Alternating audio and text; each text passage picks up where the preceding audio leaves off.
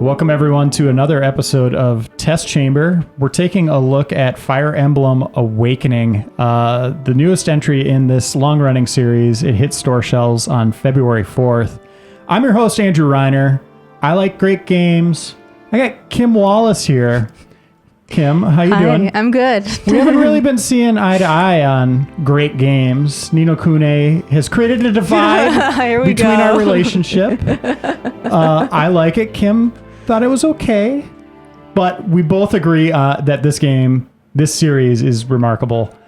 You've been playing the living hell out of this over the last couple of weeks. I have been in a very happy place playing this game. It's only on 3DS, and Kim, why don't we jump into a mission here? Sure. All right, so on the world map, there'll be enemies that you can face to level up, which is pretty cool, and you can buy items off the world map. But basically, if you just press start, it'll take you to any objective you want to go to. So it's really friendly in that regard. I'm actually gonna skip this right now because that's filler. Here's the scene I want to show you, which this game has amazing graphics for the 3DS.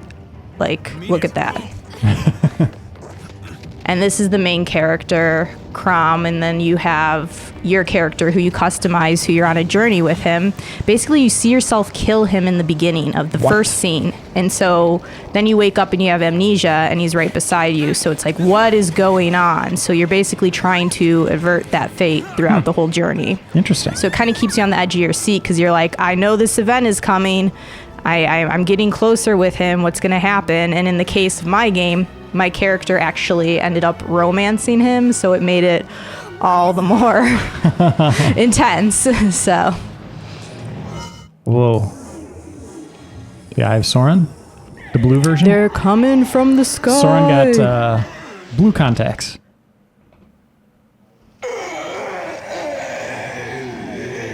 All right. So these guys are just invading the land, and they have no idea where the hell they're coming from.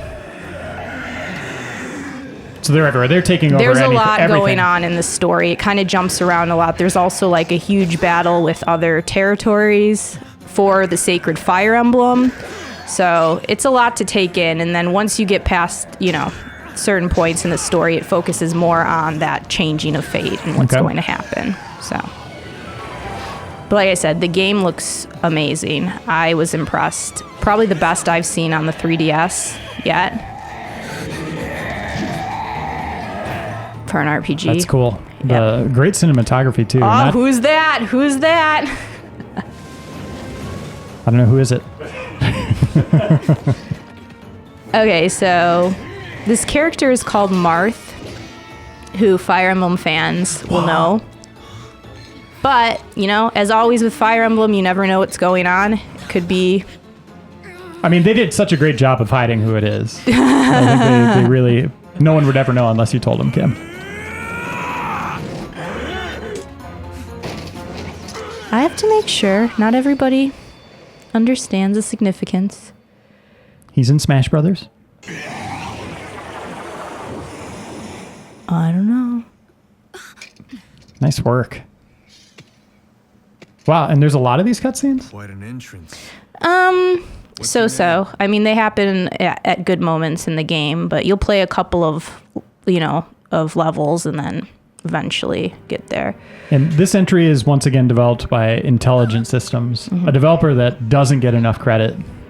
Usually it's just referred to, people refer to the series as a Nintendo product, but Intelligent Systems has been working on this maybe since the first one. I can't really recall if they were on that, but I've been playing these games for a long time, and it seems like they've always been attached.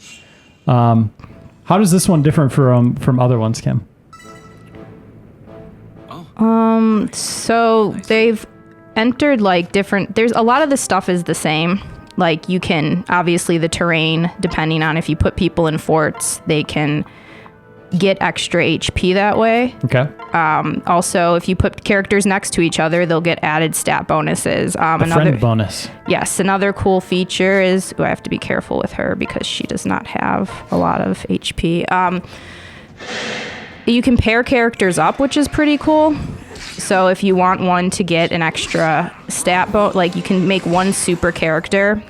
So if you pair them up, like I'd get like +5 for attack and I'd be able to boost my attack, but that character's HP would be shared with mine. So what I used to do as a tactic in a game, whereas if like one of my characters was just about to die, I would pair it with a character with high HP to kind of save it. And that was like a strategy that I didn't even think was going to come with, you know, playing the game. But there's different ways. There's always a strategy. No one's going to play this game the same way, but there's always different ways to net your victory. Just don't leave anybody vulnerable. Like what I'm doing there with that healer is making me a little uncomfortable right now. And obviously you just saw the fog of war plays a big role in determining where enemies are coming from. One of the things about this series is when a character dies, they're gone for good. Well, that's what's different in this game. Well, I mean, there was one previous game had it where you could turn permadeath off. I don't recommend that. I think part of the Fire Emblem experience is to feel the magnitude of losing those characters. Like I played with permadeath on, and there were characters that I repeated a couple of battles because I felt so attached to them and I wanted to see where their story was going. That was like, oh, hell no. Like there's no way I'm losing. And to have such a big cast, because you get a lot of people. So if people do die, it's not the end of the world. There are replacements. But for me, I just felt like, wow, I really like these characters, such a huge cast, but the personalities are magnetic. Like I want to get to know all of them. Like I want to see where everything goes. So, and something else that's going on here is they have a lineage now, right? Like they can produce offspring. Well, my favorite, I'm going to get made fun of for this, but that was one of my favorite parts of the game is that you can play matchmaker. He's pretty tough, so he can stay by himself, just for people questioning my strategy. So matchmaker? Yeah, you can play matchmaker. So characters, like I just put Sully next to him, so if they fight together, they will build a bond, and then they will interact with support conversations, which we'll check out after this. And if you get their support level high enough, they will marry. And then later, they might have a child that maybe you'll find in a side quest somewhere. I don't know. You find the child. What is it, like a stork that delivered to the wrong house? See, I'm gonna keep it because I don't want to spoil anything for anyone. So we'll just keep it like that.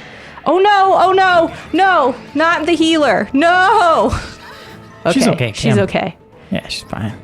Well, they gang up on them. They know. Let me tell you. She just took an arrow to the knee. Everything's okay. So, nice. And it's great because it's unpredictable. You can tell with the stats your likelihood of certain things happening, but you never know exactly what these characters are going to do. Maybe they'll attack twice. Maybe they'll dodge. Like there's no guarantees in this game, and that's what I love the most is that I couldn't anticipate. I could put myself in the best position possible. Sometimes it really just does, and this will annoy some people, come down to luck. You get a bad turn. They target a character you didn't want them to, which actually what I'll do now is I'll switch him out here.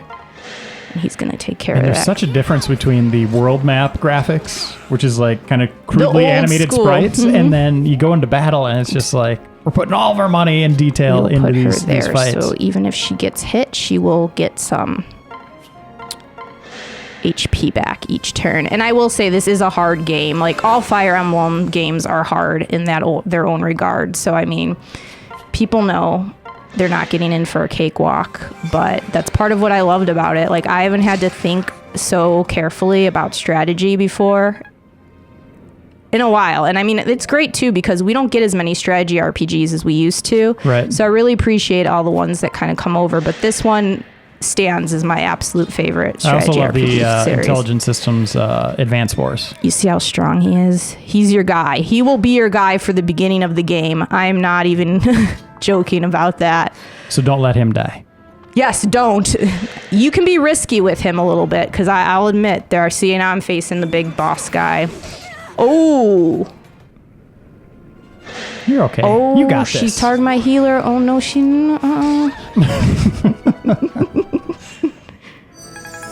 See, but that's the beauty of putting them in there. Ah. So it's always like there's always some sort of, and also unpredictability, because sometimes you'll be playing a map and you'll think you're pretty down with all the guys, almost got them all killed. Then all of a sudden reinforcements come and you don't know what angles they're going to come from sometimes. So it's like always throwing these against all odds battles at you and adjusting your strategy on the fly. So obviously you play these games for the strategy and the battles, but you also really like the story in this one, correct? So the beginning of the story is really slow. I should warn everybody about that. Like most Fire Emblem games, it's basically you're dealing with a war that's going on between neighboring territories, and that starts off slow. But when the story gets a little interesting because it reveals its revelations at just the right times, and it also, when you're going to the changing fate aspect, like I know that this character is fated to die. Can I prevent him from dying? Like it takes interesting angles and twists. Look, they don't think you know that it's Marth, okay? They're giving him question marks. Spoilers, Kim. Gosh. People are going to be complaining in the comments. You may call me Marth. I'm trying to be better. Like, see, I didn't spoil. He has kind of a cool tiara, though. That's kind of throwing me off. Yeah, well, you'll have to see. There's a lot that this game will twist. So one thing I have to wonder is, one thing I expect, or I'm hoping to happen at E3, is Nintendo announces a bunch of the 3DS games that they've made will also be on Wii U at some point. I think this series would be great for Wii U. I probably didn't need to save that, but we'll skip through this right now. This is just, I want to show a support conversation. This is my favorite part of the game. So after every battle, provided you keep enough characters next to each other, you'll unlock support conversations. So you go into here, and right now, Crom and our main character can talk. Okay. So they're little skits. This one might be more serious than the funny ones, but... Right. Huh? Is the piano always on the funny ones, too? You know what? They're kind of... It's kind of the mood set. Huh? Anyways, there's funny ones. Like one of the characters posts naked photos of Chrome, and So you wouldn't get this backstory of their relationship if you didn't have them together then? correct. Like it adds insight. And sometimes you're forced to pair actually characters together that you don't want to. This is also a great thing that the game does, is sometimes it splits up your characters on different portions of the map when you start the battle, so you can't anticipate that you're always going to have two of your best characters together to kind of fight through. So it kind of forces you to go through multiple personalities. Like for me, I paired up a lot of characters. Like my character talked to a lot of different people, and I got their insight, and then... Okay, so what does that mean there? Their level is C. Yes. What does that do for you?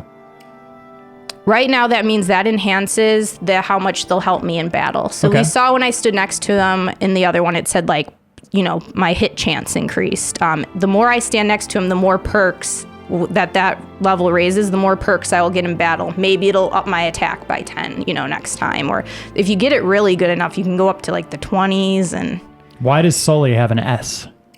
I don't know. No, I'm kidding.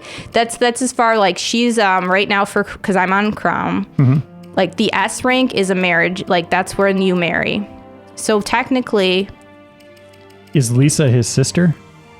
yes. So Okay, he can't okay, marry I'm her. like, That's all it. The S rank means they're a potential marriage candidate. Okay. And right now, because that was throwing me off, because I looked, I was like, why doesn't my character have an S by it? I forgot, because Jason made the main character, and it is not a female character. So therefore, Crom cannot go for my character like he did in the other game. But by rights, you'll have an S on characters that you can, pair up. Like now if Jason's character wanted to go for the sister, he could.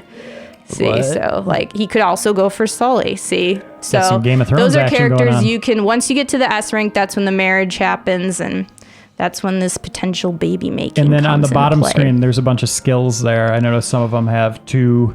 Is that something you can customize? No, as you go on, you'll unlock more skills, and you can you'll equip all of them that's possible until you get more than you could actually put in there. Also, weapons are breakable. Not the end of the world. Like, I always get paranoid about that. They last quite a bit. They're easy to refill. I mean, you know, as you go on too, you get better weapons. Crom has, like, the main characters have weapons that will never break. Those are all the characters. Maybe I should go through this for people so they can just see how many people. If someone dies, it is not the end of the world, but it is the end of the world if you've grown attached to them and do not want them to perish. So that's cool. I like the little animated icons. Yeah, there is, like I said, there's always there's someone a lot. to Doesn't seem like there's as many as Suikoden, 108 stars of Destiny. Well, yeah, but still, a lot of people to get, and it's like Pokemon. Collect them all. Yes. Keep them all alive. Have them all make babies. That's the Fire Emblem Awakening experience, right? Mm-hmm. Well, cool. Baby making. Well, thanks for taking the time out of your day, Kim, to run down here and show us this game. And thank you all again for watching. We'll see you next time.